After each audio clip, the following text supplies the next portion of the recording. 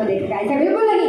आपको जोश के साथ में आप, यदि मैंने ये कविता आपके लिए, ये गीत आपके लिए प्रस्तुत किया है तो उसका एक ही कारण है, गायक कवि पहले भी हुआ करते थे, वो युद्ध में नहीं जाया करते थे, तलवार नहीं चलाया करते थे, वो काम एक किया करते थे। जो तलवार चलाया करते थे, जो तीर चलाया करते थे, उनको गीत सुना करके उनके खून में रवानी भरा करते थे। और यही काम मैं करने आई हूँ, ईमानदारी से अपना जीवन जिएंगे। वो नहीं कि चाइना की चीज हमको 2 पैसे कम में मिलने लगी तो भारत का बना हुआ छोड़ दिया। 2 पैसे महंगा दूंगा लेकिन अपने देश का ही, जोर से बोलिए, ऐसे नहीं, अपने देश का ही खरीदूंगा, बोलिए, 2 पैसे महंगा दूंगा लेकिन अपने देश का ही। मैं चाइना गई थी जब जस्ट कोरोना आया था, उससे 1 साल पहले ही, और मैं चाइना में मैंने देखा कि वहां पर दुकानों के नाम भी चाइनीज में ही हुआ करते थे, किसी इंग्लिश में नहीं हुआ करते थे, उन्हीं की मातृभाषा में नाम दुकानों के हुआ करते थे। हम खो जाते थे तो बता भी नहीं पाते थे कि हम कहाँ खड़े हैं, इंग्लिश भी नहीं वो लोग समझा करते थे। वहां पर रेडियो पर उन्होंने मेरा वंदना श्री आप सभी को हमारे जो घर घर तिरंगा अभियान है उसके लिए सभी को संकल्पित होने का, एकत्र होने का आह्वान करती है कि एक भी घर ऐसा छूटे नहीं जिस घर पे तिरंगा ना हो। तिरंगा हमारी शान है, तिरंगा ही हमारी जान है। मैं मथुरा से यहाँ पर आई हूँ, आज एटा की इस भूमि में हूँ और यहाँ पर आज़ादी के गीत गाने के लिए आई हूँ। मैं यहाँ पर लोगों के अंदर वो जोश उत्पन्न करना चाहती हूँ, वो उत्साह भरना चाहती हूँ, जिससे कि हमारे शहीदों ने, हमारे बलिदानियों ने किस प्रकार से अपने आप को समर्पित करके आज हमको आज़ाद भारत दिया है। मैं नमो नमन करती हूँ और मैं प्रत्येक व्यक्ति को यही मैसेज देती हूँ कि अगर हमारे देश में गद्दार ना होते तो हमारा देश कभी भी गुलाम ना होता और आज का ये दिन ना होता। इसलिए जब भी बने अपने देश के लिए समर्पित बने, ईमानदार बने और निष्ठावान बने। आज का जो 14 अगस्त का दिन है ये बड़ा मनहूस दिन है, जबकि हम अखंड भारत का स्वप्न सजा रहे थे, एक बड़ा विशाल भारत जो कि चारों ओर से सिर्फ भारत ही भारत पूरे विश्व में नज़र आता था। उस भारत को आज 14 अगस्त के दिन पाकिस्तान के नाम से हिंदुस्तान और एक पाकिस्तान के नाम से एक अलग टुकड़े में विभाजित कर दिया गया। इसलिए आज का ये दिन हमारे लिए बहुत दुखद दिन है कि हमारे अखंड भारत का एक टुकड़ा टूट गया और वो आज हमारा सबसे बड़ा दुश्मन बन गया। मैं अपने भारतवासियों से एक अपील करूंगी कि एकजुट होकर के, एक साथ होकर के हम लोग ईमानदारी के साथ अपने देश की रक्षा करें और स्वदेशी अपनाएं। स्वदेशी अगर 2, 5, 10, 20, 50, 100, 200, 1000 रुपये महंगा भी हो, लेकिन फिर भी लालच में फंस करके अपने देश की सामानों का तिरस्कृत ना करें, दूसरे देश को ना अपनाएं, उसकी संस्कृति को ना अपनाएं, अपने भारत की चीज़ें स्वदेशी अपनाएं, अपनी संस्कृति अपनाएं और अपने भारत में ही रह करके अपने भारत को ऊंचाइयों तक लेकर जाएं। हमारे बच्चे खूब पढ़ें, खूब लिखें, लेकिन हमारे बच्चे पढ़ लिख करके विदेश जाने के सपने न सजोए, अपने देश को आगे बढ़ाने का सपना देखें। अगर विदेश जाते भी हैं तो वहाँ बसने का सपना ना देखें, वहाँ की करेंसी को अपने देश में लाने का विचार रखें और देश को मजबूत बनाएं, अखंड बनाएं और ऐसे भारत का सपना देखें और सदैव यही गाते रहें, विजयी विश्व तिरंगा प्यारा, झंडा ऊंचा रहे हमारा। जय श्री कृष्ण, जय हिंद, जय भारत। आज आज़ादी का अमृत महोत्सव का चौथा दिन था। 11 अगस्त से 15 अगस्त तक ये महोत्सव का आयोजन यहाँ एटा में हुआ है, जिसमें आज के नोडल हम और हमारे डीपीओ साहब थे, जिसमें वृंदावन से आई हुई टीम द्वारा यहाँ पर कार्यक्रम प्रस्तुत किया गया। डाइट की बच्चियों द्वारा कार्यक्रम प्रस्तुत किया गया। बड़ा ही मनमोहक कार्यक्रम रहा, पूरा देशभक्ति से ओतप्रोत कार्यक्रम रहा, जिसमें वृंदावन से आई हुई वंदना श्री जी का कार्यक्रम सबने बहुत बहुत सराहा। और समय की पाबंदी है, समय का एक सीमा होती है, नहीं ये कार्यक्रम आज शाम तक चलता तब भी श्रोता यहाँ से उठने वाले नहीं थे।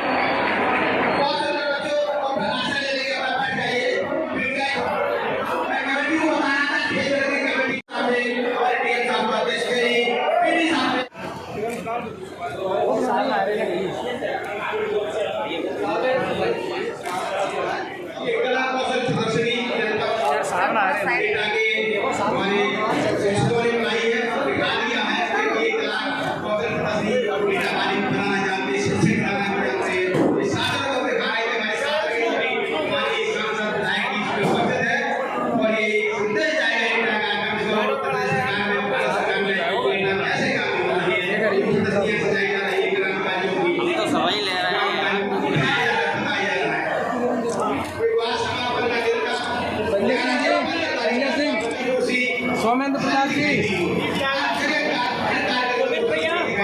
खंड प्रताप दोस्तों, कुमार द्विवेदी, निहारिका वर्मा,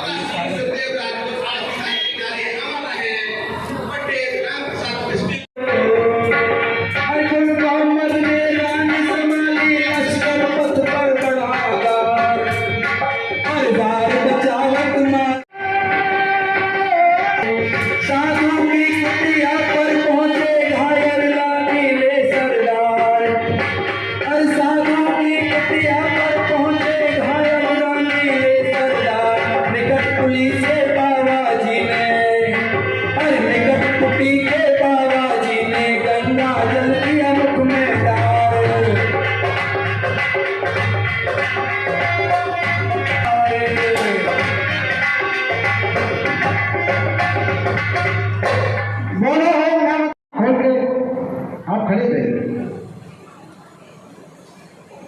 महाराज।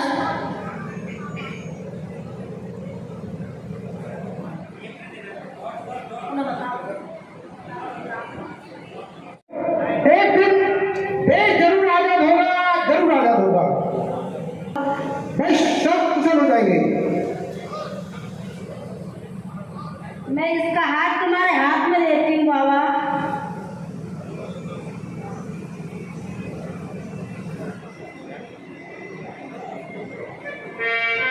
बेटी चिंता न करो,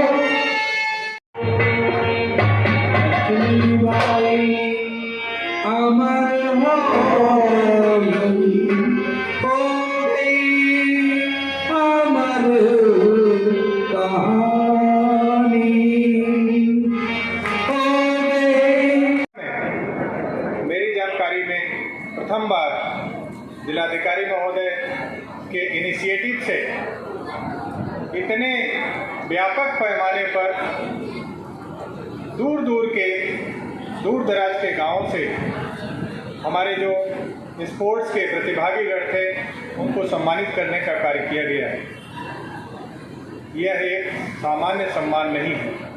मेरी दृष्टि में यह जनपद एटा की तस्वीर बदलने वाला एक दृश्य है जो जिलाधिकारी के करकमलों से संपादित हो रहा है।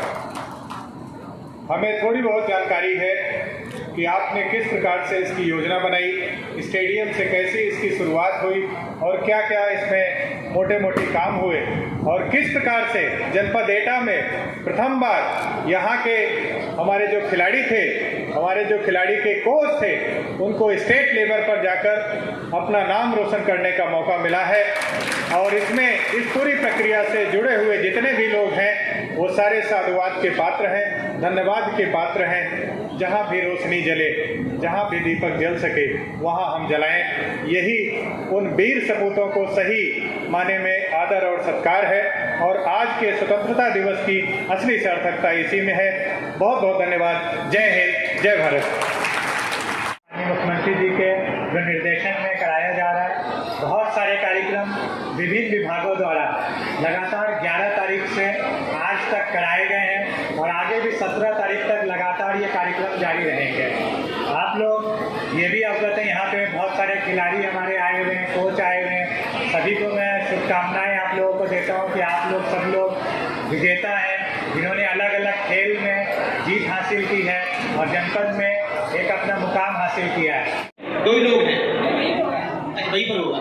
ठीक है, मैं हमारे माननीय सांसद जी चूंकि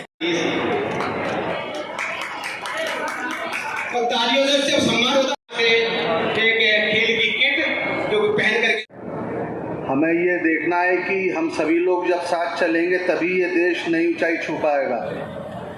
ऐसा नहीं है कि एक दो लोगों के प्रयास करने से ये देश नई ऊंचाई छुएगा।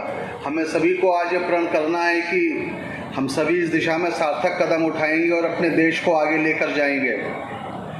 मुझे कहते बहुत खुशी है कि हमारे डीएम साहब, एसपी साहब इस दिशा में बहुत अच्छा काम कर रहे हैं। हमारे डीएम साहब की छवि बहुत अच्छी है, उनके द्वारा ज़िले में बहुत अच्छे कार्य किए जा रहे हैं। हमारे एसपी साहब बहुत अच्छा कंट्रोल है क्राइम पर, पहले से क्राइम बहुत कम हुआ है, लोगों को पुलिस में विश्वास हुआ है, लोगों को प्रशासन में विश्वास हुआ है।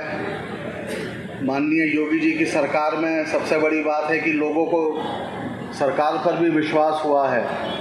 ये बहुत बड़ी उपलब्धि है। मैं कहना चाहूँगा कि न्यायपालिका पर बहुत बड़ा आज की तारीख में बोझ है। हम लोग अपनी तरफ से जितने भी मुकदमे लंबित हैं उसको तय करने में पूर्ण प्रयास कर रहे हैं। जहाँ तक आज खिलाड़ियों की उपस्थिति का सवाल है, हमारी सरकार द्वारा इस कदम में महत्वपूर्ण कदम उठाया गया है। हमारे ज़माने में कहा जाता था खेलोगे कूदोगे बनोगे खराब, पढ़ोगे लिखोगे बनोगे नवाब। मैं समझता हूँ कि अब ये धारणा समाप्त हो गई है। आज की तारीख में अगर आप अच्छे खिलाड़ी हैं तो आपको बहुत मान सम्मान यश प्राप्त होता है, जो कि पढ़े लिखे से ज़्यादा है, बशर्ते कि आप इंटरनेशनल लेवल के, ओलंपिक लेवल के खिलाड़ी बन जाएं। अभी हमारी सरकार ने जो कॉमनवेल्थ गेम्स हुए बर्मिंघम में, जो स्वर्ण पदक विजेता थे, सरकार ने प्रत्येक को 1.5 करोड़ रुपए दिए। रजत पदक विजेता को 75 लाख रुपए और कांस्य पदक विजेता को 50 लाख रुपए। बहुत बड़ी धनराशि है। आज की तारीख में करीब 200-250 खिलाड़ी जो है वो सरकार के कोर ग्रुप में हैं, जिन्हें सरकार 1 से 1.5 लाख रुपए महीना छात्रवृत्ति देती है। उनका सब खर्चा वहन कर रही है सरकार, उनको अच्छी से अच्छी कोचिंग देती है। उसके बाद बहुत सारे ऐसे खिलाड़ी हैं जिन्हें 50,000 रुपये महीना, 25,000 रुपये महीना,